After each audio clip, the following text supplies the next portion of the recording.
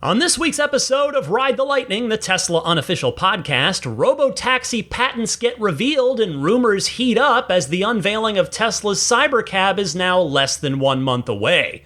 Plus, Cybertruck loses some optional accessories but gains others. A software update adds a handy, or rather handless, new feature, and more.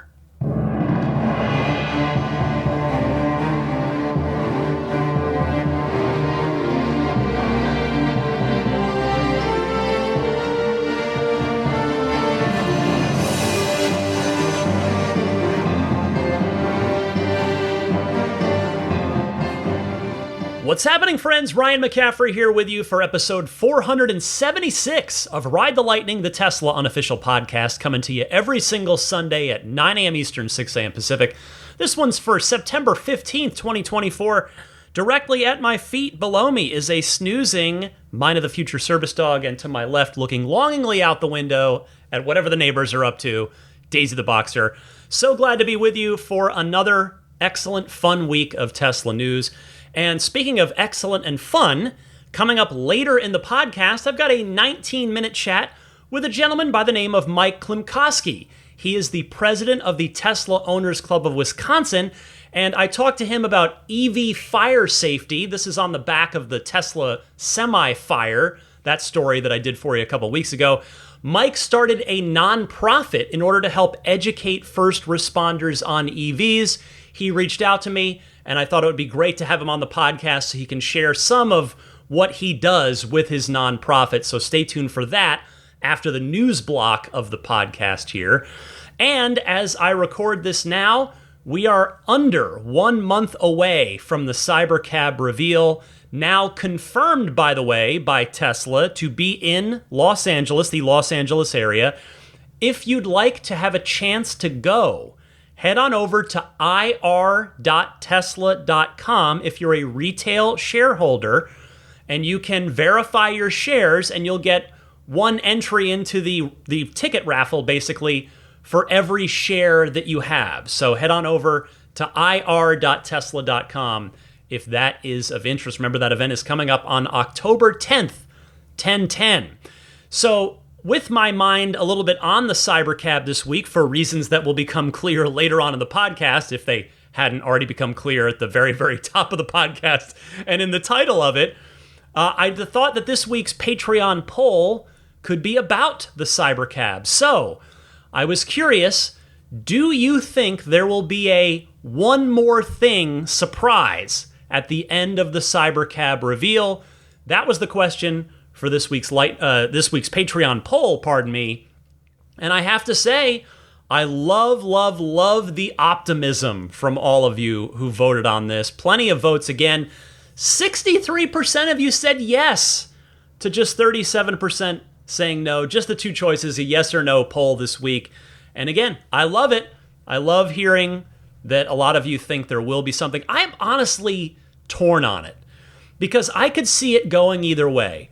On the one hand, I could see there being no surprise one more thing if Tesla is just incredibly confident in this. Not that they're not incredibly confident in it anyway, but if they just want all the focus to be on the Cybercab, if they think that the reaction's going to be like universally positive, then I think there's a decent chance there isn't a one more thing.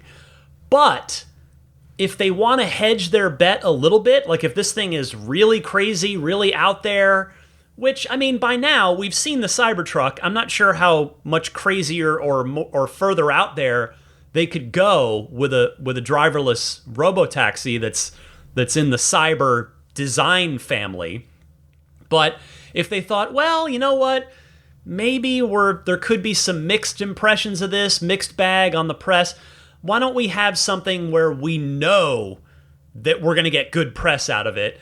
And that's where something like maybe the new version, the redesign of the next-gen Roadster could get shown off, or maybe even the Model 2.5, although I suspect that's going to be its own whole event, because that's the mega ultra high volume product on the car side of the business anyway, that's coming up for Tesla, and I would guess that's going to get its own event with its own focus. But that's kind of where I land with it, is as I could see it going either way. But all of you who voted, very optimistic, 63% saying yes, you think there will be a one more thing. And again, love the optimism. Here is a fun little thing to start this episode. Tesla has introduced a handy, or as I teased it in the opener there, a handless new feature to the 3 Fresh, along with the new Model S and Model X, and that is a hands-free frunk opening option. It's part of software update 2024.32.3, and the release notes for this new feature read, quote, "Open your frunk even when your hands are full. Stand still in front of your frunk with phone key unobstructed, listen for the chimes, and the frunk opens on its own," end quote. And this is great. I mean, this is definitely nice to have, although I'm hardly the first to say it, a power opening and closing frunk, like what the Cybertruck has, which is no doubt why the Cybertruck's not included in this update, because it doesn't really need it, would be even better. And by the way, for all of you Model Y owners out there who just listened to what I had to say and are wondering, well, wait, why isn't Tesla's best-selling vehicle included in this? Well, it must be something that the newer, refreshed cars have on the hardware side that the quote-unquote older ones don't. Because at this point, the Model Y is the only old car in the fleet. Everything else has all pretty new tech in it from the last, well, I guess technically 3 years. SX, 3, and Cybertruck. So the Y is the oldest tech-wise vehicle of the fleet. But, that being said, the Juniper, aka the Model Y refresh that we're expecting to see sometime next year, probably in the first half of next year, will almost certainly have this hands-free frunk opening feature baked in when that car comes out. I hope all of you who are kindly supporting the podcast at the $10 per month tier or higher over on my Patreon page enjoyed this week's Lightning Round mini episode, which was a stream of consciousness, no notes, semi-rambling, I acknowledge, 30-minute thing about my renewed personal agony over what car to get next, the Cybertruck, or I've been recently tempted by the 1.99% financing and the slew of incentives on the new Model 3 Performance. So I just talked for a while about that, if you're curious to hear what goes on inside my head when I'm not doing this podcast, when I'm thinking about this stuff. But as a friendly reminder, anytime anyone is kind enough to join the Patreon and support the podcast at that $10 per month tier or higher, you will get access to all of those lightning round episodes. I believe the count is, it's either 111 or 112, but it's well north of 100 at this point. And if you join the Patreon, support the podcast, give something back, you will get access to all of those. And I remind you, they're all evergreen topics. So nothing really timely for the most part. I mean, I would say with 90% of it is evergreen. So it should all just be as enjoyable to listen to now if you join the Patreon now as it was when I first published it. Also a friendly reminder that if you are kind enough to pledge annually, do a one pledge for the whole year, I offer you a 10% discount on that. And if you want to just try it out without committing any money, Patreon has recently enabled a free 7-day trial option, and it's available on specifically that $10 per month tier. So check it all out at my Patreon page, which is found at patreon.com/Tesla podcast. We also have an open Tesla chat discussion on there that anybody at any Patreon tier can participate in. It's basically like a little Discord. Been having a great conversation, just ongoing conversations about all things Tesla in there as well. So come and join the Patreon if you want to give something back to the podcast. And there's a nice little community within a community waiting there for you that I'm very much a part of. And I'm happy to be a part of it. And I'm grateful to all of you who do choose to support the podcast. All right, let's move on to the main courses this week. They are Robotaxi related. First up, Tesla is asking regulators to allow unusual seats in one particular car, hinting at what's upcoming in the Robotaxi, or at least seemingly hinting. Tesla is seeking approval for changes to the cars that would be possible if they were fully self-driving. I saw this story on Drive Tesla Canada, who writes, in June of this year, Tesla submitted an application to the NTC, which is an Australian regulatory firm, to participate in an industry consultation, as reported by TechAU in an article published on X. They noted that the document contains a number of interesting statements from Tesla regarding the future of autonomous vehicles. It discusses changes needed to Australian laws to allow fully autonomous robotaxis without a steering wheel or pedals and with unusual seats. In the document, Tesla wrote, quote, at this time, we do not believe that vehicle control or seating design are an appropriate determinator. That's apparently a word. I'm just learning that one. An appropriate determinator for related user obligations, and we are concerned that overly conservative requirements will provide a burden on innovation in vehicle design permitted by the integration of higher automation, end quote. Currently, the driver and front passenger seats in cars are located facing the road. However, with the advent of fully autonomous vehicles, this may change, as there will no longer be a need for a human driver to constantly supervise the driving process. Thus, Tesla indicates that the front seats, for example, could have a rotation function, turning the driver to face the back row of seats. According to the manufacturer, in cars with level 4 autonomous driving, this will not be a concern. So, thank you to Drive Tesla Canada and TechAU for those bits of information. And as for my part here, the illustration filed with this shows a bench seat in the second row of a cabin, very, very much like our 3s, S's, X's, and Y's, and for that matter, Cybertruck now. But the front seats in this illustration that was filed with this are facing backwards, and they rotate. They appear to pivot because they're kind of set at angles in the illustration. That would be a pretty cool thing to have in the Robotaxi. It would just make it extra fun in there if regulators around the world approve it. Now, granted, this particular regulator flag was with Australia, not the US. It could very well be that NHTSA here in the US might be totally fine with it. We will find out if Tesla intends to follow through on the idea of rotating seats in the Robotaxi cabin when we get to see the prototype in, again, just about 4 weeks from now. It's coming up soon. Speaking of the Robotaxi, a new patent for a wireless charging pad submitted by Tesla has been revealed ahead of the Cybercab unveiling event. A new patent for a wireless charging pad submitted by Tesla has been revealed, and this comes via Teslarati. A new patent labeled Parameter Estimation for Wireless Charging was filed by Tesla, and it was spotted on X by the account SETI Park, S-E-T-I. Tesla's, and it's a serial number, long alphanumeric number here, that's the patent number. Tesla's blank patent introduces an innovative system for estimating and adapting to variations in wireless charging systems, improving efficiency and safety. And then there's a list of a bunch of stuff. So number 1, core innovations would be parameter estimation sequence for resonant converters. I would need an electrical engineer to translate that one for me.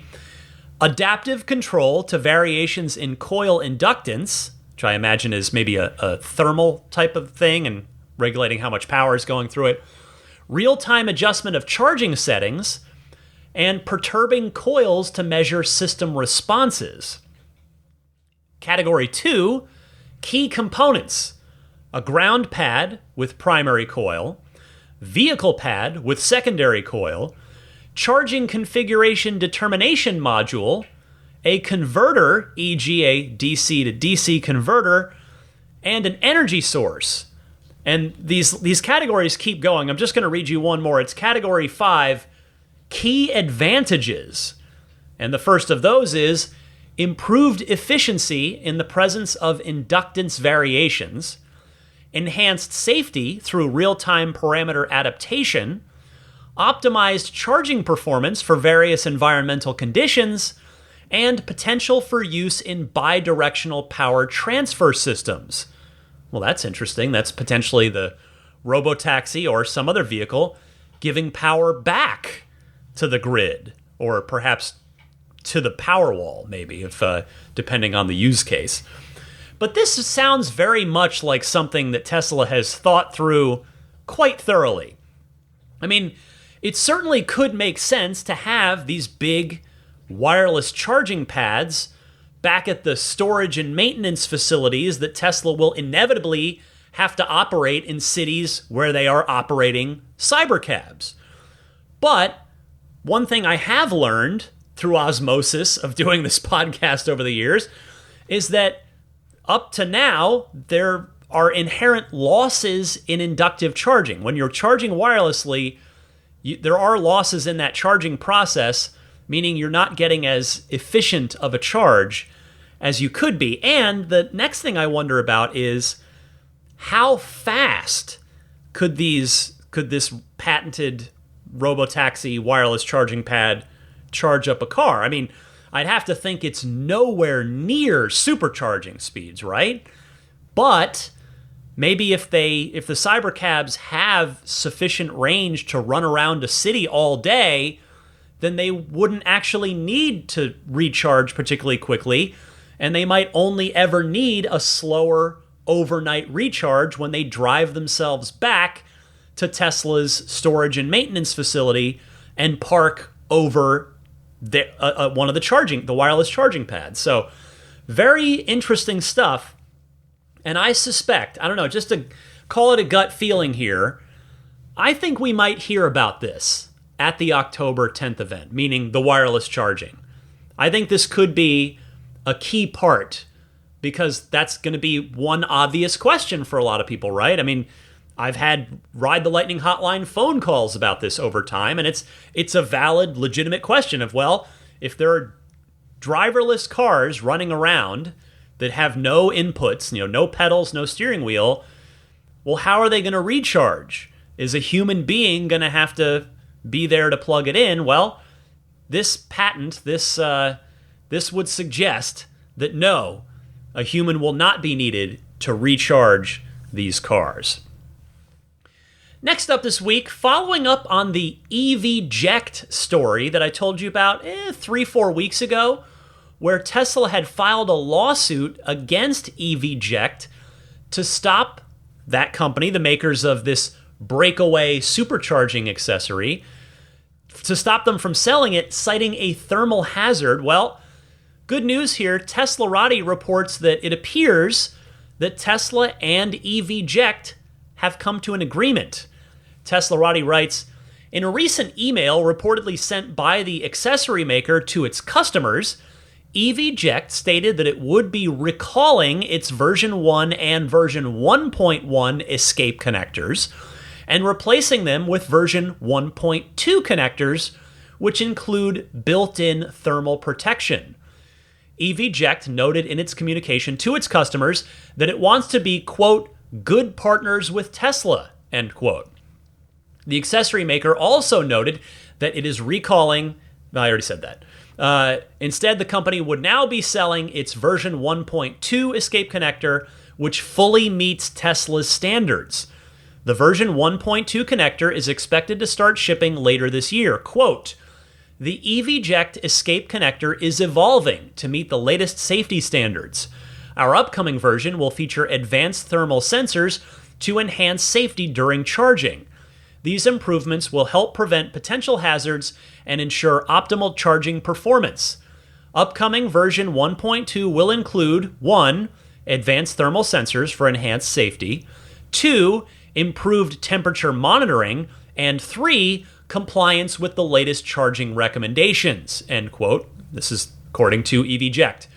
Customers who have purchased 1.0 and or 1.1 escape connectors will be getting a complimentary upgrade to a version 1.2. The accessory maker is asking its customers to return their 1.0 and 1.1 connectors, after which they will receive credit to purchase a version 1.2 escape connector when it becomes available. Tesla Charging, yes, Tesla themselves, the Tesla Charging X account, acknowledged EVJect's escape connector recall in a post on its official social media account on X, saying, quote, Tesla and OEMs will keep working with the industry to provide safe adapters and develop common sense regulatory standards, end quote. Well, as I said when I first reported this story, I am really thrilled to hear this. I'm very, very happy that this is how it's turned out, because this is exactly what I said I hoped would happen just a few episodes ago when I first mentioned this story. I'm really glad that Tesla does seem to recognize that there is a genuine application for this product, that it increases safety while using the Teslas for really anyone in a potentially threatening scenario. And I'm just so happy to hear that Tesla has chosen to work with the EVJect folks. And I will say kudos to both parties for working towards a common good for the benefit of the Tesla community here, because that's where the focus should always be. What is the net good? What is the highest, the best outcome for the Tesla community? This is it, and I'm really, really happy to see it. Not quite as happy about this, but Tesla no doubt has its reasons. Tesla is slashing the number of Cybertruck wrap options that it offers in-house. And they've also stopped selling them entirely in Texas. Saw this one on Drive Tesla Canada, who writes, Tesla has drastically cut the color choices for their Cybertruck wrap service, reducing the number of available color paint protection film options from 11 all the way down to 3. At the same time, the company is no longer offering the wrap service in Texas. Here's a quick reminder from Drive Tesla Canada, who says, the available colors were forest green, satin crimson red, iridescent purple, tactical green, dark satin gray, copper tinted clear, satin rose gold, satin abyss blue, slip gray, satin stealth black, and satin ceramic white. Now, a recent update to the Tesla shop shows all of those new colors added earlier this year, and more have been removed, leaving just 3 PPF colors available for the Cybertruck. They are satin rose gold, satin stealth black, and satin ceramic white. Prices have remained the same, and they are available for $6,000, between $6,000 and $6,500 by U.S. prices. So I wonder, is the sample size of Cybertruck owners large enough for Tesla to have made this decision based on the take rate of these wraps from Foundation Series owners? I mean, from what I've seen around here in my neck of the woods, there are plenty of wrapped Cybertrucks, but I don't see or hear of anyone getting those wraps done by Tesla.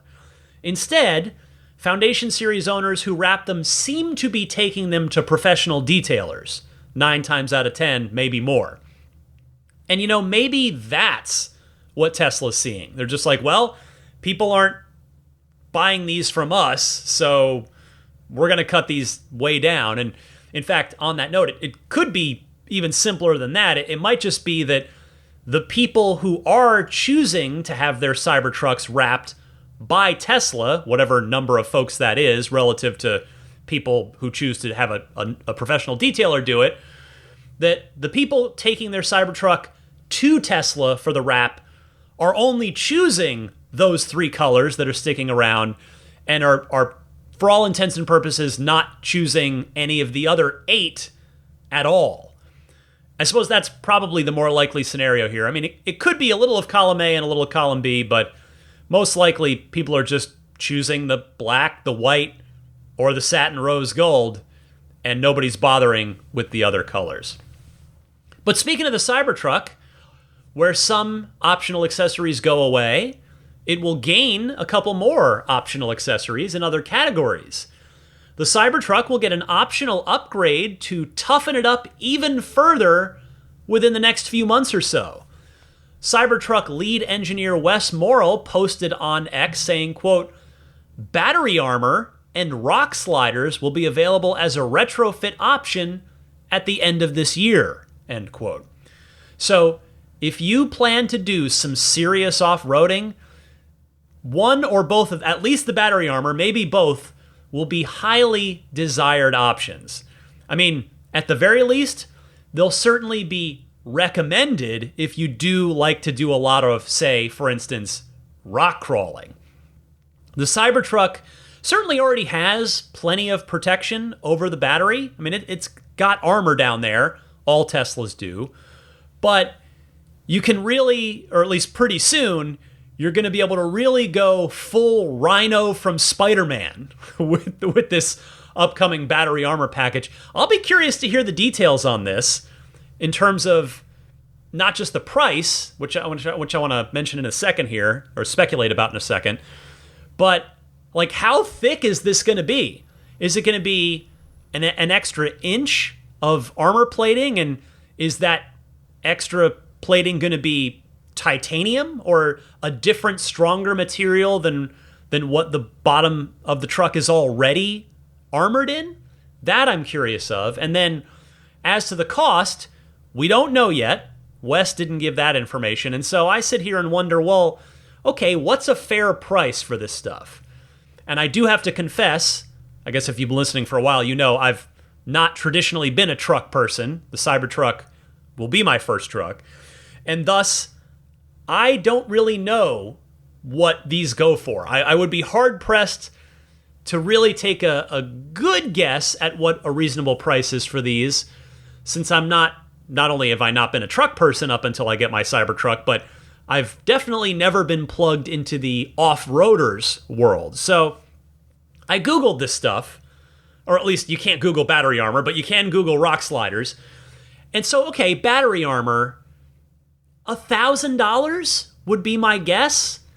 If I'm wrong, I'm probably too low, but $1,000 feels good for what's just going to amount to some more thick metal plating on the bottom of your truck that is hopefully going to be fairly easy to install. But that's my guess there. $1,000 for the battery armor, and I'll say, well, I'll admit I did cheat. I Googled rock sliders to see like what these go for, and like a lot of other products, they kind of go across the board, going from quite cheap to quite expensive. And the average prices I was seeing on Google were kind of $500 to $1,000. So I'll just split the difference and say $750, maybe $800 for the Cybertruck rock sliders. We'll see. But feel free to bookmark this and do the Ralph Wiggum just point and laugh at me from The Simpsons if I'm wrong. Just go ahead and feel free to do that if and when I'm wrong, when this comes out and we learn the price later this year. All right. Before I get to the interview with Mike about EV fire safety and the work he's doing with his nonprofit, I wanted to mention a couple things. First, my referral link. If you are a first-time Tesla buyer, you can get $1,000 off your Tesla purchase of S3, X, or Y. It does not apply to Cybertruck, unfortunately, but if you're getting any of the 4 painted Teslas, you can get $1,000 off by using my referral link. You have to order through the referral link. Tesla has made it very clear they will not apply it retroactively. So type this into a browser on either your desktop or a mobile device. Type in ts.la/Ryan73014. I'll put this in the episode description as well, if that's helpful. That'll take you to the Tesla website. It'll actually be a landing page on Tesla.com where you then click on S3, X, or Y, and then configure whichever car you want, press submit order, and when that order goes through, it'll have that $1,000 discount baked in. So be sure to take advantage of that if you are a first-time Tesla buyer. And also, my friends of Ride the Lightning this week, starting with Climatize. It's probably safe to say that most of you support cleaner energy, from whether it's the Tesla in your garage or the solar panels on your roof, maybe one or the other, maybe both. I certainly am in that category, and So does Climatize. They are an investment platform that allows you to fund renewable energy projects across the U.S. while potentially earning up to 10% annually. If you'd like to learn more about the offerings on their platform, please go to climatize.earth. And if you choose to invest through Climatize, know that it's open to anyone who has a U.S. bank account and is over the age of 18. You can get started with as little as $10, and there are 0 investor fees. If this sounds like something you might want to get involved in, Climatize is offering a $25 investment credit to Ride the Lightning listeners. Go to climatize.earth and use code TESLA1 to get $25 in investment credits once you complete the onboarding process. As I've mentioned before, I did do my research on these guys and I was genuinely impressed. They were a finalist this year in Fast Company's 2024 World Changing Ideas Awards, specifically in the impact investing category. So check them out, but kindly remember that I am but a humble podcast host, and I am not a financial advisor, so this is not a solicitation to invest, and all investments carry risk, so please consult with a professional before making any financial decisions. Thank you, Climatize. And then, of course, don't forget about my friends at Accelerate Auto and their XCare extended warranty option. You can get yours with a $100 discount.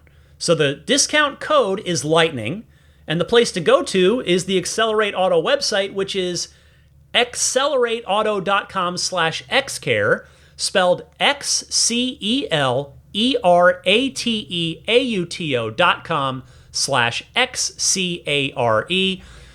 The XCare plan, I love it. I have one. I have a 3-year, 40,000-mile plan that I'm a little over a year into.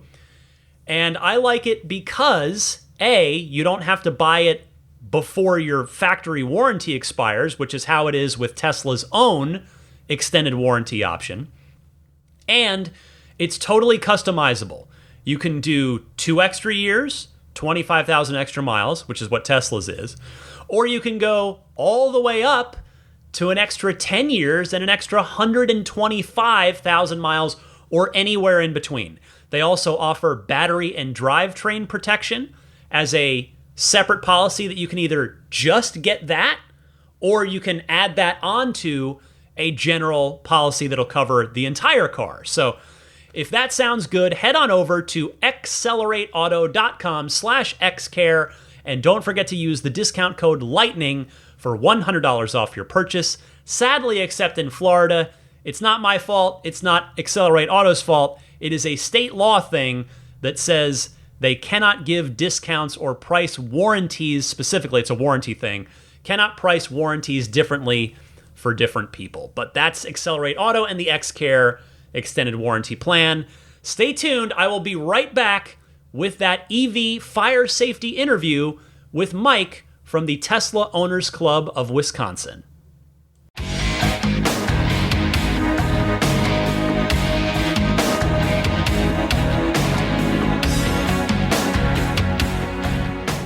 My guest this week is someone from the Tesla community. In fact, those of you in Wisconsin may know this gentleman. Mike Klimkowski is the president of the Tesla Owners Club of Wisconsin and also a longtime listener of Ride the Lightning. And Mike, you reached out to me recently after hearing my spiel on the Tesla Semi battery fire and my sort of frustration at how everyone in the moment was reacting to it and the seeming lack of education out there. And turns out you've got some expertise in this area. So first of all, Mike, welcome. And second of all, I would love for you to kind of give everybody the quick background on the organization you've started and what you've done with the effort of trying to educate first responders on EV safety and EV fires. Well, thank you, Ryan. And it's a pleasure to be here. I listen to your podcast weekly and I enjoy the heck out of it. So was it last week or the week before when you had a segment on the fire, the Tesla Semi fire that occurred on Interstate 80 over, I think it was Nevada, between Nevada and California. Yeah. And I listened to that with a lot of interest because one of the things that we do is we train first responders to deal with not just first responders, but I would say emergency crews to deal with electric vehicle incidents. And we've been doing this for a couple of years now. And the company is called evsafe.org. We're a nonprofit. And our objective is basically to train and educate, effectively remove a lot of the FUD, the misinformation, disinformation that's out there, because there's so much of it.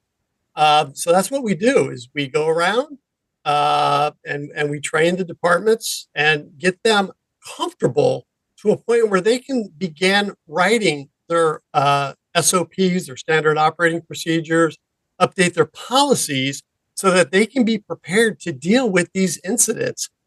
Again, there's a lot of fear, there's a lot of, headline news, how bad these fires and these incidents are.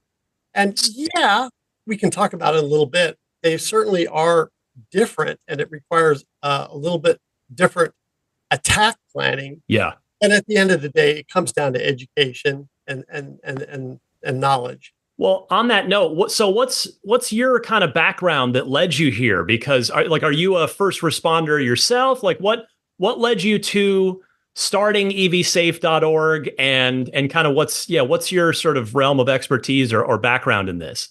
Great point, or great question. My primary background in education is around technology and electric vehicles, but I am also a firefighter for the city of Cedarburg. I've gone through all of the fire training and all of that stuff. And, in fact, they actually were one of our first clients, so to speak, to bring us on board to help train their department. So from there, I got deeper and deeper into, the operations of the different of the fire departments and how they operate, the tools, the tactics, their policies. And then from there, it kind of just built out the network, all of my connections, whether it be the manufacturers themselves, Tesla, Rivian, whether it be professional fire inspectors, across the country, various professionals, that may deal with solar installation, basically anything to do with electrification, EV, solar panels. I say we because my company and myself have just, learned as much as we could and challenged some of the status quo out there, and ultimately brought that back to the departments. And when we do the training, Ryan, it is never you do this, then that. It is always about understanding the scenario, because anybody in the emergency services departments will tell you no incidents are alike. They're all different. So you really have to approach these things to some degree methodically, but you have to leave a lot of room for, on the fly investigation and learning as you prepare for your appropriate attack. Have you found that the departments that you've met with do they welcome you with open arms? Are they happy to get the knowledge, to get the education? Is there any kind of initial resistance of whether it's something that's been instilled from the FUD that's out there that they no doubt see and read? Like what has been the general reception to what you're in your company is trying to pitch? So when we first started a number of years ago, I would always lead off with the question of, show me a number of hands who just don't like electric vehicles. And as you can imagine, these are for firefighters and paramedics and policemen. And almost all of the hands went up. And they went up because they're basing their opinion on what they've read in the media and what they've heard. These things catch fire, they're impossible to put out, yada, yada, yada. So I know what I'm dealing with when I ask that question and I get a response where the majority will raise their hand. In the course of 4 hours, we are able to take them from, hey, I just don't like EVs and I don't care about them, to appreciating that, look, you're dealing with a different form of stored energy. In this case, it's not liquid, but it's batteries. So let's plan accordingly, and let's approach this with an open mind. At the end of those 4 hours, I would say 90 to 95% of the people are high-fiving each other, you know, kind of patting each other on the back. In fact, one guy told me, he said, he goes, I would not tell this to anybody but you. He said, before this training, when dispatch would call and there was an electric vehicle incident, he said, I'd want to run away screaming because I don't know what to do. Now I have a good idea. I know what to look for, and I know how to at least think about my attack so that I can keep myself and my crews in safety. I love hearing that. That's great that they're open-minded enough and 4 hours. I don't think a lot of humans want to sit and do anything for 4 straight hours, right? So the fact that you get to the end of that with all that information that you've just given them, and there's a discernible change in attitude, I think is pretty impressive, and it's a testament, I think, to that whatever you're doing a pretty good job of getting the information across. So, do you, as each new Tesla hits the road, do you have to go back to different departments over and over again? Like, obviously, the most recent and radical example is the Cybertruck. Do you typically bring your own personal Tesla as part of the demonstration? And you can tell me which Tesla you're driving, but does each new release necessitate a new visit or a new round of education? So the answer is kind of. Yes, you're absolutely right. There's a lot of change, a lot of innovation always happening in the space. What we recommend is do the 4-hour training, take the next 6 months, whatever it takes, build out your policies, your SOPs, some call it SOGs, build out that body of knowledge and get comfortable with it. And then next year, bring us back for a refresher. And at that point, we will probably bring them up to speed on some of the new changes, such as the Cybertruck. Maybe the configuration of the battery packs. Every manufacturer approaches things differently from a first response standpoint. So we do try to keep that material up to date and review information that has changed. Do you have a Cybertruck, and or have you brought it out? Because I would have to imagine that one way or the other, it's got to be a hit at these kinds of things, if for no other reason than it's probably the first chance for a lot of these gentlemen and women as well to get up close and personal with a Cybertruck. So we always bring 1 or 2. In some cases, we brought 3 different EVs to the training. Most of them are Teslas. I personally drive a Model S, and I have a Model 3. I am very, very, very close to pulling the cord on a Cybertruck, and I've been borrowing a friend's for the last week, and I love it, the Cyber Beast. Anyway, getting to your point, I have brought a Cybertruck to one of the training sessions, and you are absolutely right. I would say in general, first responders, they're kind of blown away just by the shape, the geometry. It's just they've seen nothing like it, especially in some of these rural parts of the country, where there's less EV penetration. But to be honest with you, Ryan, they're all pretty cool about it. Once they kick the tires, they put their hands on it. They're pretty cool. Firefighters are hands-on people. And the more that they can put their hands on this stuff, the more comfortable they feel. And, I'll tell you what, where it really changes the game is when I let them drive it. That's butts in seats always does the trick. Gosh. Oh my gosh. It's amazing. People are like, you know what? This is my next car. If I can afford it. Well, that's actually a good segue to a follow-up question on that exact note is, do you hear from first responders after the fact that actually have gone out and purchased an EV, be it a Tesla or something else? Like, have you really swung some folks from either being on the negative side or just the neutral indifferent side to actually turning them into owners? Yeah, I'm aware of a couple instances where I know folks have bought EVs as a result. But to be truthful, to be completely honest with you, what I hear most of the time is either from the department chief or from folks in the department, they will reach out to me and say, "Hey, we just had an incident and it involved an EV, but it was again slightly different than the way that you had taught it. We were dealing with a structural fire where there was an EV plugged in that Hmm. was in the garage, and you had trained us to try to remove the EV away from the threat area, which in this case was the burning structure." And they said, and you know what? It was great. We felt good about what we were doing because at least we understood.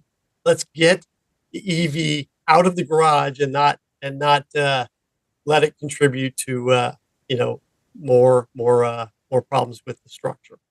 So that's That, what I hear more than anything. yeah, that leads me to a question about what have you learned throughout all this? Because I imagine you're getting taught as much as you're teaching the first responders here. Ooh, Ryan, I wish I would have had some prep for that question. Because I would say every training session that I have personally been involved with, there's new questions, there's new scenarios that come up that I did not imagine or have not heard before. Let me give you a good example. When we were in the island of Bermuda doing training for their first responders, they brought up the point. They said, "Well, what do we do with these EVs after the fire has been extinguished?" And I said, "We'll take it to your impound lot." And they said, "We don't really have an impound lot. This is a small island. We take it to the airport where it gets hauled out of here on the next flight." Yeah. It's like, well, okay, that's interesting. They don't really have impound lots. And then, if I look to the training that I recently did in Incline Village in North Lake Tahoe, their number one, number two, and number three concern was the forest and the lake. So dealing with runoff, understanding things like, how acidic is the runoff, or what level of alkaline is the runoff, and again, it so much of the unique questions come from the various geographic areas that people live in. Whether it's the natural resources or just the limited space on the island, that's where Yeah. it's fascinating to me. It's like, wow, never thought about that. They don't have space for an impound lot. So my hope is that you're not the only organization doing this for first responders. Are there, I guess I'll phrase the question this way before I let you go. How can it, like, if, people that are listening to this, Tesla owners, Tesla enthusiasts, some of them may be first responders or have family that is, or what have you.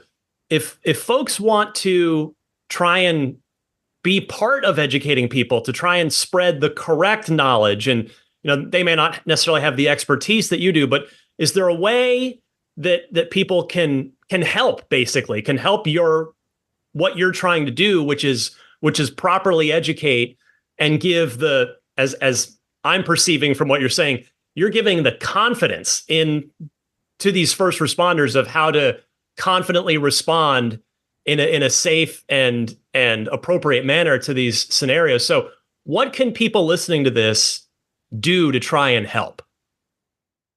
There's a lot of things that people can do. There's a lot of resources out there. You just got to hunt and find them. Obviously, in North America, we have the NFPA. NFPA is a fantastic body of knowledge. They are, in my opinion, they're still coming up to speed with their electric vehicle incident policies. But there are quite a few of companies like mine that do training. I would say that each one specializes maybe in a slightly different manner. For example, you may have a company that can talk about electric vehicle incidents, but they focus more on extrication, vehicle extrication. Right. And then you have some companies, in fact, this is where I see a lot of them, where they're actually selling tools as their primary business, but they provide some education, as a side. The other thing that we do, Ryan, is because we're a nonprofit, after the training, we give our content out to all of the attendees. We want them to use it. We want them to, do what they need to do to make their department stronger, to make them well educated. And so we encourage the sharing of information. We call it information abundance, and we don't hold back on that.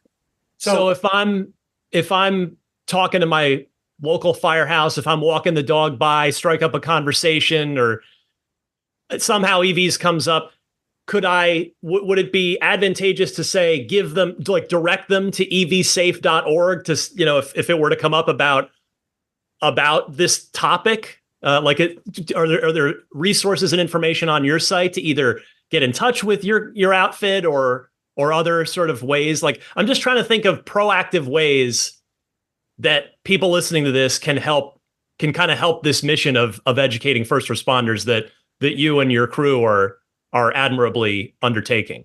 Yeah, thanks, Ryan. And that is exactly what it's all about, is getting the latest and greatest information out to responders so that they can make the best and most appropriate policy level decisions for their departments. And I would say the best thing to do is go to evsafe.org. They can click a button to ask us any question. We're going to respond within 24 hours.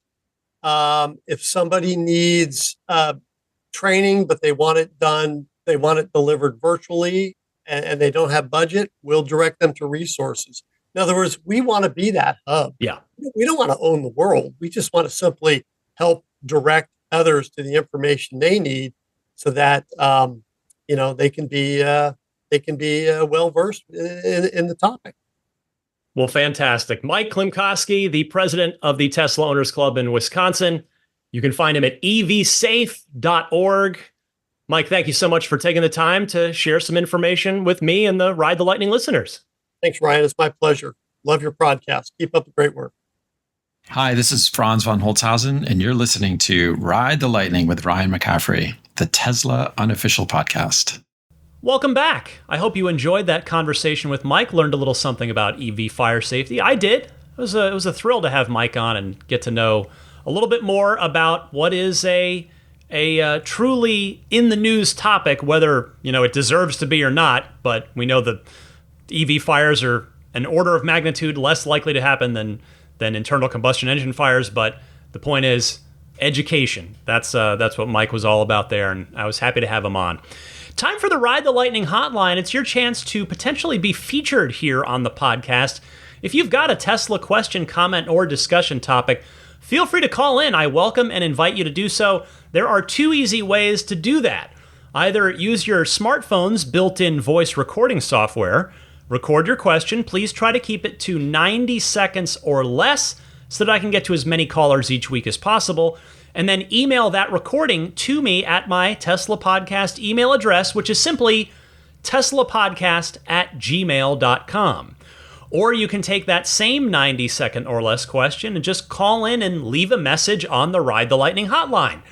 It's a toll-free number that you can dial anytime, and the number is 1-888-989-8752. And if it's easier to remember this way, it's 1-888-989-TSLA. And if you know someone special with an upcoming birthday, anniversary, graduation, or some other special occasion, you can give them a unique gift of recorded voices from friends and family telling them why they're special. The recordings can be podcasted or put onto a keepsake. Visit lifeonrecord.com to learn more. First up this week is Todd from Massachusetts. Hey Ryan, Todd from Massachusetts here. Thanks for everything you do with the podcast. First, I wanted to mention road scuffs on wheels.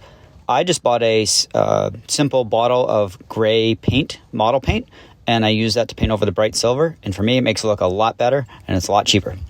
Quick question about the Cybertruck and pricing. When it goes into full production mode, I was curious, are we going to be forced to buy just the base model, get no options with it in order to get the $7,500 tax credit? Or we'll be able to get some options somehow, some way? Thanks for everything you do. Hey, Todd. First of all, thank you for the model paint suggestion for my curb rash. I just might do that as a temporary fix, even if it's just for me and maybe no one else would really notice or care about it anyway in the first place. But if it's for me and I see it as back to the similar color, maybe that'll make me feel better. As to your Cybertruck question, the unfortunate answer to it is yes. You are going to have to get the base model Cybertruck with 0 options if you want the tax credit. The wheel options and interior decor color options don't carry a charge right now on the Foundation series, but that's because those customers are already paying a premium. The base price of the dual motor truck right now is, as we know, right at the tax credit limit, $79,990. So that means if the Cyber wheels with the all-terrain tires, because we know those are sort of a package tire wheel situation, if that's a paid option that costs more than $9, and I expect it will be, then choosing the core wheels and covers is going to be the only way to qualify for the tax credit. And same thing with the interior color decor.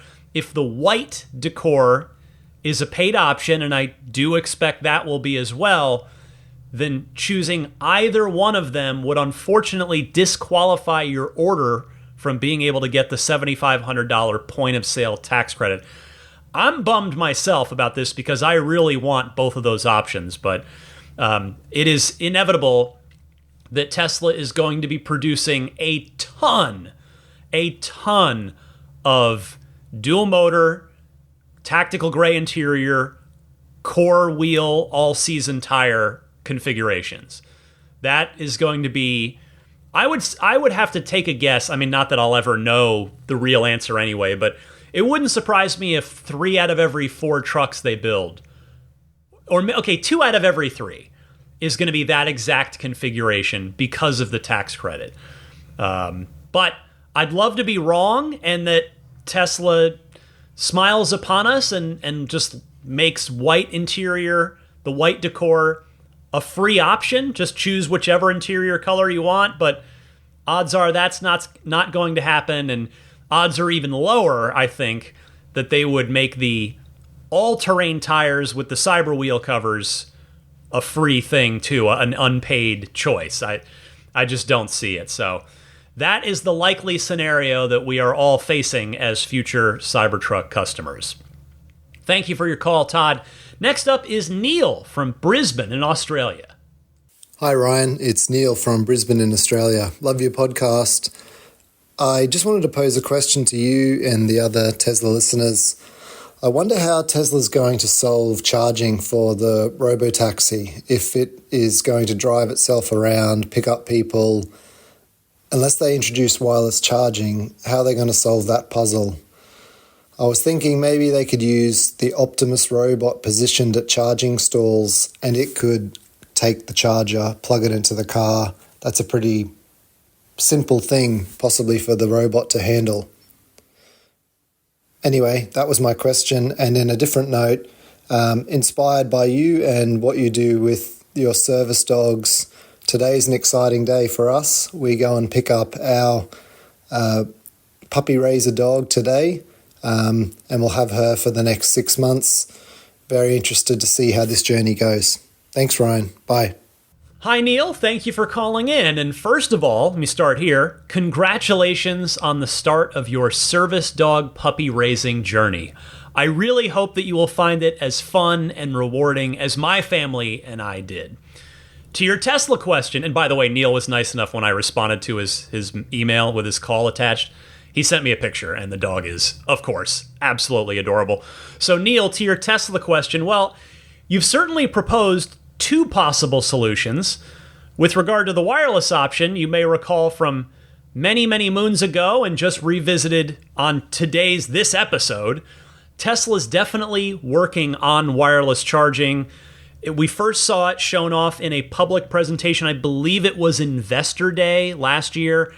And again, as you heard earlier in this podcast, the patent application was discovered for it this week. Now, in any case, there'd still be the matter of deploying wireless charging from an infrastructure level, not to mention the fact that, as I was talking about earlier, wireless charging probably isn't going to be as fast. I would suspect it's level 2 charging, not anywhere near the supercharging speeds that Tesla might want. But again, from the speculation earlier, maybe they don't. Maybe they're going to be fine with overnight charging. So we'll see. Maybe they're only going to need that overnight. And if they're staying in the cities and the cars have a 200 to 250 mile range, then they'll be fine with these slower to charge wireless charging pads. But as for your thought about Optimus at certain superchargers within cities, well, I think that's definitely a possibility.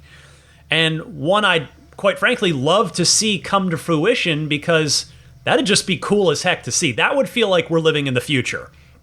But I suppose in the near term, where we can look here for a model is what Waymo is doing. And I know that's easy for me to say because Waymo operates driverless vehicles right here in my town. In fact, today I took a driverless Waymo ride home from an appointment I was at, which, I mean, I don't actually know how Waymo is handling it with their cars, but presumably those cars come back to a facility in San Francisco and then humans plug them in. And that could very well be what Tesla does with the Cybercabs, though maybe that's where the Optimus robots come in. Maybe the Optimus bots plug them in, but it's probably looking more likely, per earlier in the podcast, that it's going to be these wireless charging pads that Tesla's developing. I mean, I will say my one concern about Optimus bots stationed at public superchargers is that they could, and I hate to say this, but I have to pessimistically say, probably would get vandalized and, worse than that, damaged. But if those robots are in Tesla's own secure facility, well, they're a lot safer and they can do their jobs uninterrupted there. But yes, you have brought up a very relevant, very crucial question. And as I said earlier, I think we may very well hear Tesla address the charging solution at the Cybercab unveiling on October 10th. Thank you, Neil. And I've got time for one more call on this week's podcast. Here's John responding to Alex from Illinois from last week. Go ahead, John. Hey, Ryan. This message is in response to Alex from Illinois from episode 475. So you can override Climate Keep, but only through the phone app for some reason. I won't let you do this in the car, but if you can always go to the Tesla app, turn on Climate, and if it's below 20%, it'll just ask, "Are you sure?" And I don't know if you can specifically activate dog mode this way, but I know you can at least keep the Climate on doing this through the phone app. Thanks. Thanks, John. That's definitely helpful in a pinch, though, of course, it wouldn't put the giant font, "The AC is on, please don't break my window because you see my dog in the car" message on the center touchscreen, but it's at least a great thing to have as a backup. And for that, I really appreciate you calling in with this. Appreciate it, John. Thank you to everybody that kindly took the time to call in with your Ride the Lightning hotline phone calls. If you'd like to dial in, feel free. I gave you the 2 methods with which to do that earlier in this segment, so refer back there. This podcast, however, is not over yet. There is some more Ride the Lightning to come, so stay tuned right after this. This is Steve Downs, the voice of Master Chief, Sierra 117. You're listening to Ride the Lightning, the Tesla unofficial podcast. You know, that Cybertruck looks a lot like a warthog, doesn't it? Master Chief, out. Well, as for what's going on with me and my car, it's more about, what about my next car? The lightning round this week, as I mentioned earlier, was all about this. But as a follow-up, I will say, because like I said, my wife and I have been kind of now talking about this for days, not like in any sort of serious, terrible way, but just, you know, it's come up and we're still talking our way through different scenarios here. And just yesterday, she walked into my office in the middle of the day while I was working, and she goes, just to say, I think it'd be pretty cool to have a Cybertruck. So now I'm reinvigorated towards my original Cybertruck plan. We'll see. I might need to save up a bit longer than I had originally planned in order to get a big enough down payment to get the monthly payment to a place where both of us are more comfortable with the monthly payment, because she rightfully pointed out that insurance costs are going to be higher as well on a brand new, not cheap car that's replacing a very old, now very cheap car that has very cheap insurance on it. But I think we're leaning back towards the Cybertruck, at least for now. But the lightning round kind of went through my whole internal crisis on this. Anyway, here's an entertainment recommendation for this week. I do confess I'm giving a blind recommendation here. I have not had a chance to try this video game myself, but I've heard so many great things from so many people that I trust in my line of work, my coworkers, people at other media outlets, and that is the video game, new one for PlayStation 5, Astrobot. Totally family friendly. It's adorable. It is a sort of a Mario-like 3D platforming game, and I am eager to get my hands on this because I've just heard absolutely nothing but good things. IGN gave it a 9 out of 10. So if that sounds good, if you need a new game on your PS5, Astrobot should do the trick. Now for your pro tip of the week, here's Tyler from Ohio. Ryan, I ran across a pro tip that's hopefully going to help out lucky Cybertruck owners now and maybe down the road too. I found this on the Cybertruck Owners Club forum, and the credit has to go to this poster, Metal Bonsai. He realized sometimes when he was opening and closing the cover on the vault, it was doing different things. He came to find out the buttons that raise or open and close the cover work just like the window switches inside of our Tesla vehicles, so that there are 2-stage buttons. So you can press it a little bit and hold it and then let go and it just stops, or you can press all the way a little further in and then let go and it actually just opens all the way up or closes all the way down. So again, 2 stages, like kind of a half press or a full press if anybody uses cameras, that kind of feeling on the up and down or open close button. So thought that was pretty handy, and looking forward to getting a Cybertruck at some point. Again, this is Tyler from Ohio, temporarily Scott Air Force Base. Give Mina and Daisy some pats. Catch you guys later. Bye-bye. This is super helpful, Tyler. Thank you very much. I love when Tesla builds extra layers of features into things like this, be it a piece of hardware, like in the case of this button, or a dual software layer, like a lot of the pro tips that I play on the podcast that mention things in the UI that are similarly dual layered like this. You are correct that this will help a lot of folks who are going to be getting their Cybertruck now that general production is seemingly imminent. I appreciate you calling in with your pro tip, and I will be more than happy to pass along your pets to both Daisy and Mina as soon as I'm done recording here. If anybody else, by the way, has a good Tesla pro tip of the week, please call in and share it with me and your fellow Tesla owners and enthusiasts. You can send that in the same way that you send in a regular Ride the Lightning hotline call, and I gave you the instructions for that a little earlier in the podcast. Before I scoot out of here, I want to mention some friends of Ride the Lightning, starting with abstractocean.com. They've got so many great aftermarket accessories for all 5 currently in production Teslas. Some of their most popular stuff, always the 4th generation tempered glass screen protectors. I don't believe they've got one for the new Cybertruck screen. It's 18-inch screen on that thing. But they've got them for S3, X, and Y. They are the aluminosilicate glass. It's the same stuff Corning uses to make Gorilla Glass. Antimicrobial coating on that. And they are, again, custom fit for your S3, X, or Y, so check that out. A lot of different lighting options for both inside the car and outside the car, plus just all kinds of other stuff. My recommendation is to just go there, take a look, just poke around, go to abstractocean.com and click on whichever Tesla you have, and it will show you everything Abstract Ocean's got that's for your car. You can pile everything that you like into your online shopping cart, and then when you get to checkout, use the coupon code RTLPodcast to get 15% off of your first order. Again, that's RTL Podcast, all one word, no spaces, for 15% off of your first order.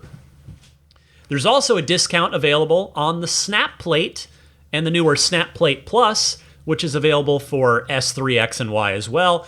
Get yours at everyamp.com/RTL, and that discount that I promised comes via the coupon code RTL. So again, the website is everyamp.com/RTL, and then put in the coupon code RTL. And all right, well, what are you buying? What are you getting a discount on? That would be the Snap Plate, which is the front license plate bracket that's nice, clean, minimal design. It'll snap on and off, but securely in seconds. But when you want to take it off, it'll come off clean. It won't leave anything behind. It's paint safe, grill safe, radiator safe, and it won't interfere with autopilot at all. Make those fix-it tickets go away for those of you who, like me, are not fans of having to use a front license plate. So the Snap Plate is the most elegant, in my humble opinion, and minimalist way to do that. The regular Snap Plate is safety optimized with breakaway features to sacrifice itself in a worst-case scenario like a parking accident or a car wash. And the Snap Plate Plus, if you prefer that, is strength optimized with hardened features for maximum strength, as Mina, the future service dog puppy, is squeaking away on a little lobster squeaker toy over there. If you're wondering, wait a minute, what is that sound going on in the background? That's what it is. Anyway, check them out, everyamp.com/RTL, coupon code RTL. BudgetSafeSolar.com. Keep them on your short list for solar providers that you are considering, if in fact you are considering adding solar to your home or business. They do also offer home battery storage, yes, including the Tesla Powerwall version 3. So I went with Budget Safe Solar, as you've probably heard a bunch of times by now, but I really have been extremely happy with how it turned out. Got the maximum system I could get on my strange, tall, narrow San Francisco roof that doesn't really have a lot of real estate on top to work with there. But we got a great system up there thanks to Budget Safe Solar, because I was adamant. I want 100% energy offset. And through cramming some panels into some spots that Tesla Solar didn't want to put them, we got there, and it's been a year, and I guess it's been a year and a half now. Wow, that went by quick. Year and a half of the system fully operational, and I've been very, very happy with the result. My utility bills are very minimal. It's just there's the minimum connect to the grid charge that they just get you for no matter what, and then it's pretty minimal after that. In the wintertime, it'll go up because the sun won't be shining nearly as long or as intently, so I will need to get to the grid. And of course, we'll also have we have natural gas appliances, so we'll have to pay for that. But it evens out. I get a ton of credits during the summer when I am overproducing more energy from the sun than I need for my home. So it's been great. Keep them on your... I'm not saying just go right to them and click buy. Do your research. You're going to want to check out a number of different solar providers, but maybe Budget Safe Solar will be the one that you choose. And if you do, again, go to BudgetSafeSolar.com. If you do choose them, all I ask is that you use the referral code RTL. If you're in or going to be in the greater San Francisco Bay Area, please check out Immaculate Reflections to treat your car to a spa day. Maybe you want to do paint correction to get your paint finish looking as good as it's ever looked. Maybe you want to do paint protection film on some or all of the car. Maybe you want to do ceramic coating, which is a 21st century version of traditional car wax. Ceramic coating will last you 3 to 5 years or more. I'm in the or more category right now, still going strong 6 years in on my ceramic coating. In fact, the owner of Immaculate Reflections, the gentleman who is your master detailer when you bring the car to him, that's who's going to work on it. His name's Jeff. I was actually just talking to him this week. I called him because I was like, I need to talk to a fellow car enthusiast about this Cybertruck versus super incentivized Model 3 performance dilemma, that a first world dilemma, to be clear, that I'm currently wrestling with. And we had a great conversation about it. I really appreciated his perspective. So again, I've said he's a great guy, but what certainly you care about, I mean, I hope you care that he's a great guy, but he's also an extremely talented detailer. If you're ever in town and we ever meet up, because when I've met up with a bunch of you over the years, listeners, when they're in San Francisco, they'll reach out and say, hey, can we get lunch or a drink or something? And I do my best to always say yes to those if the schedule permits, because it's always fun to meet up and talk about all things Tesla. And if you ever do bring your car to Immaculate Reflections, you will find that Jeff is a wonderful human being. Oh, that's where I was going with that. I was going to say, if you ever meet me, you can look at my car and see an example of Jeff's work, and I am very confident you'll be impressed by the quality of the professional detailing on my car. So anyway, go to irdetailing.com. That's the website. He's got pictures of his work up there. That's also how you can get in touch with Jeff at Immaculate Reflections. Reach out, let him know what you're looking to do, what your budget is, and he will work with you to make it all happen. And when you do reach out, just make sure to mention that you're a Ride the Lightning listener, and any work that you book in, Jeff will kindly extend you the Ride the Lightning listener discount. I'm very grateful to him for continuing to offer that. Finally this week, my Patreon page, found at patreon.com/Tesla podcast, Patreon spelled Patreon. I mentioned it near the beginning of the podcast, but I'll mention it one more time here. This podcast has always been, is, and will always be free. But if you'd like to voluntarily support the podcast, support what I'm doing here week in and week out, and I'm very proud of the fact that it really is week in and week out, 476 weeks and counting here. If you'd like to support me, the Patreon is the way to do that. And the support tiers start at just $5 a month, and they go up from there. And as they go up, you get more and more perks that all stack the higher you go. So the $5 tier will get you early access to each week's episode. The $10 tier that I was telling you about earlier will get you early access to each week's episode and those weekly lightning round mini episodes that I do exclusively for Patreon. Not just the new ones, but the entire back catalog of them as well. There is now, again, 111 or 112 of them, which means that's dozens and dozens of hours of additional Ride the Lightning content that's up there for you. If you're kind enough to jump on that Patreon and support me at that $10 per month tier or higher. And let's see here. If you're not following the podcast on whatever your favorite podcast service is, I do recommend that you do that. Just, whether it's Apple Podcasts or TuneIn or Spotify or YouTube podcasts, just type in Ride the Lightning Tesla. You should find me very easily that way, and just click follow. Some providers it's subscribe, but either way, it doesn't cost any money. It is free, and it just means that every time there's a new episode, which of course is every Sunday at 9 a.m. Eastern, 6 a.m. Pacific, you will get a notification on your device that the new episode is available. You won't have to wonder about when the new episode's coming or remember when it's coming. Your device will let you know if you're just following on your favorite podcast service. I also mentioned this a little while ago. I'll mention it one more time. My referral link, if you're a first-time Tesla buyer and you want to get $1,000 off your Tesla purchase, and why wouldn't you? Please use my referral link. You have to order the car through this link. No exceptions. Tesla's made that clear. So to get that $1,000 off using my referral link, type in ts.la/Ryan73014 and then choose which car you want, configure it how you like, submit your order, and the $1,000 discount will be applied to your order. You can follow me on X and or Instagram. I have the same username on both, and that username is DMC_Ryan.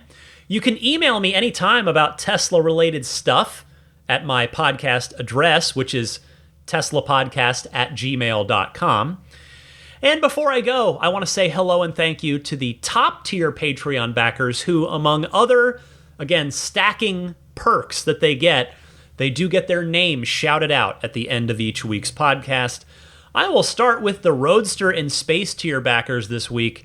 Huge thanks goes out to Pete White, Lyle Austin, Steve Radspinner, Fernando Cordero, Lawton from Chicago, Sean Neidig, Neil Weaver, Jackson Wallace, Rolf and Jennifer Evers, Howard Anthony Smith, Victoria Iacovetto, Tesla Hitchhiker 42, Kara Weston, Robert from near Philly, Kristen Rumble, American Home Contractors, GetAmber.com, Doug Carey, and Rav.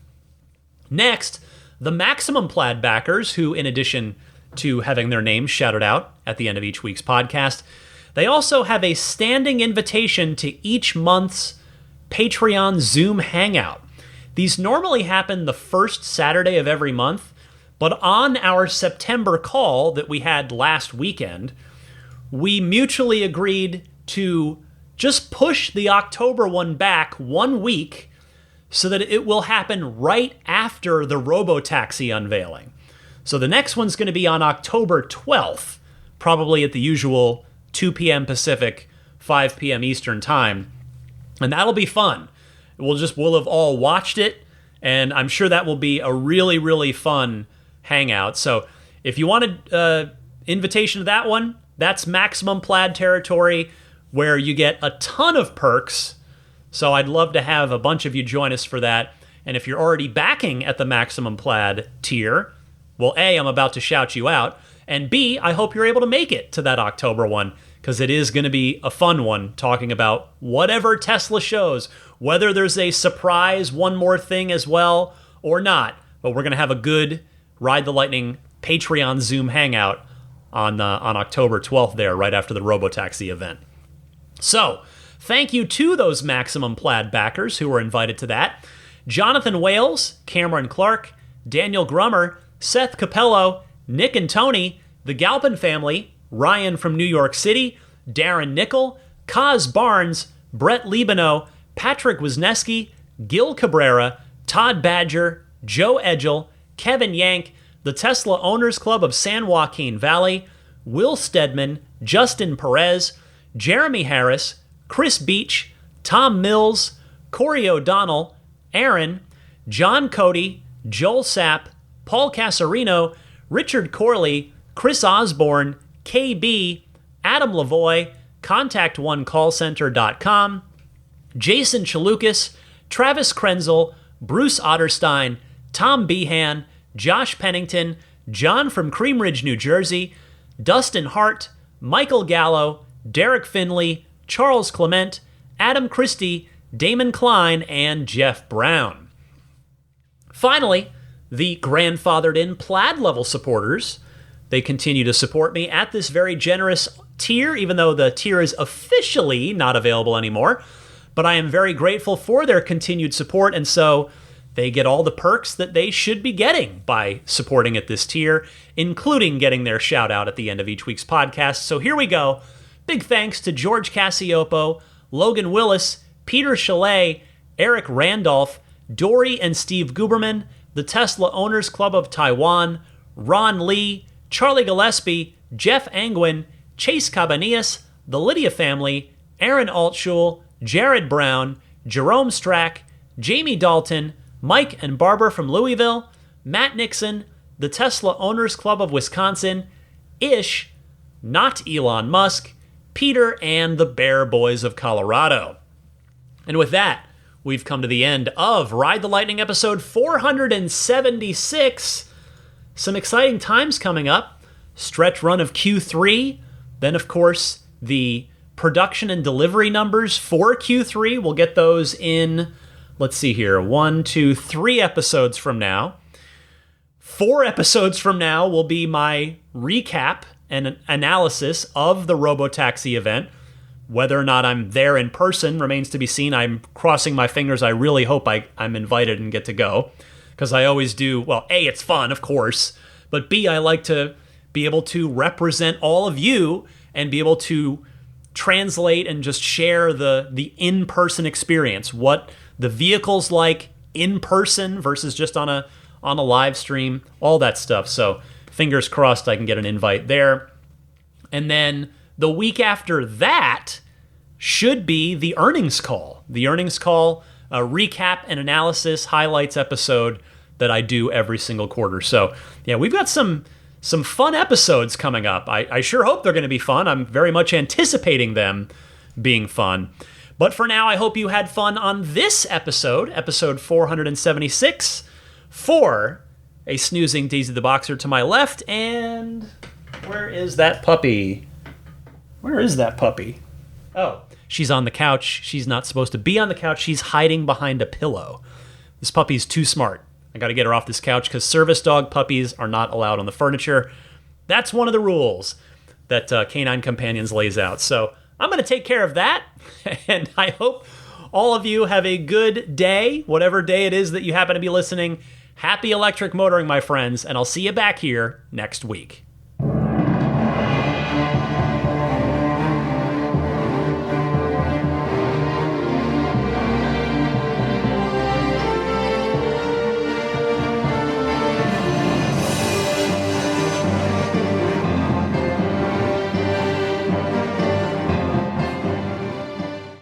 Elon Musk, people don't like Elon Musk. The guy founded PayPal and Tesla, and people are like, yeah, but he's a troll and a bad dad. I'm like, so was mine. He did nothing to fight climate change. Also, have you been in a Tesla? Have you been in a Tesla? My buddy let me drive his Tesla. I laughed out loud at how fast it went. Been clinically depressed my entire life, on dozens of medications, in a Tesla for 13 seconds, cured forever. I mean, I think a Tesla is the most fun thing you could possibly buy ever. That's what it's meant to be. Our goal is to make it's not exactly a car. It's actually a thing to maximize enjoyment. It's maximum fun.